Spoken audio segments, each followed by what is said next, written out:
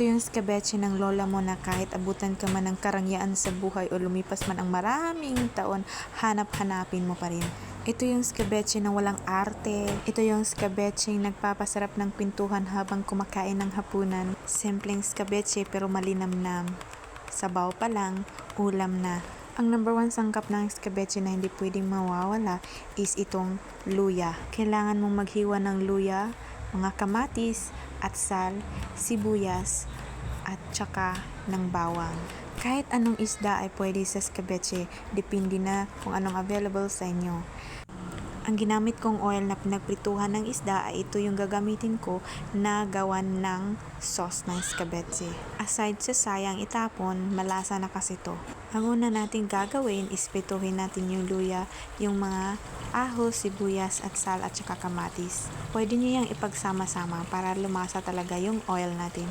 Dito sa pagluluto ko, hindi ko pinagsama-sama. Inuna ko muna yung garlic, onion at ginger. Pero kadalasan kapag wala talaga akong mahabang oras, pinagsabay-sabay ko ang 5 sangkap. Mas masarap kasi pag medyo malanta-lanta yung kamatis at saka atsal, ang sarap kainin. Ang luya ang nagpapabango nito. Kagaya ng sinabi ko, ang ginger or ang luya ang pinaka-importante nito. Pag medyo malambot na yung onion nyo, pwede nyo nang ilagay ang kamatis at saka yung atsal.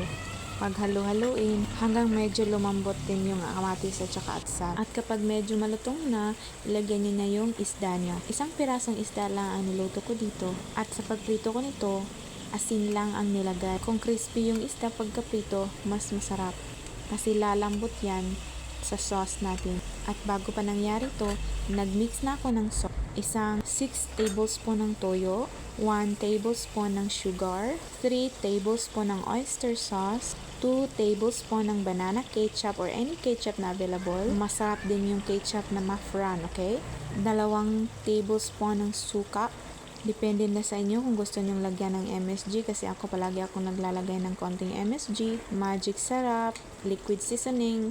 Liquid seasoning is depende na po sa inyo kung meron kayo. Naglagay din ako ng half ng Knorr cubes pero chicken yung ginamit ko kasi wala akong shrimp. Naglagay din ako ng konting paminta at 1/2 cup of water or 1 cup of water. Depende na sa inyong panglasa kung naalatan kayo. At ibuhos na natin yung mixture ng sauce na ginawa natin.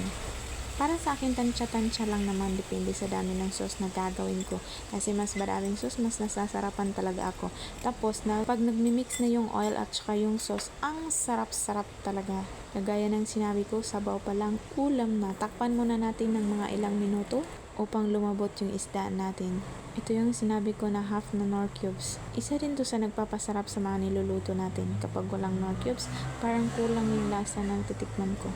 Yan, nilagyan ko ng konting magic sarap at i-halo na natin to. Ito lang, napakasarap ang simpleng ulam at kayang-kaya sa ating bulsa. Pinakasimpleng luto pero kayang umubos ng isang kaldirong kanin. Pasensya na po sa pagtatagalog ko. Hindi kasi ako masyadong marunong magtagalog kasi Bisaya po ako. See you next time. Bye-bye!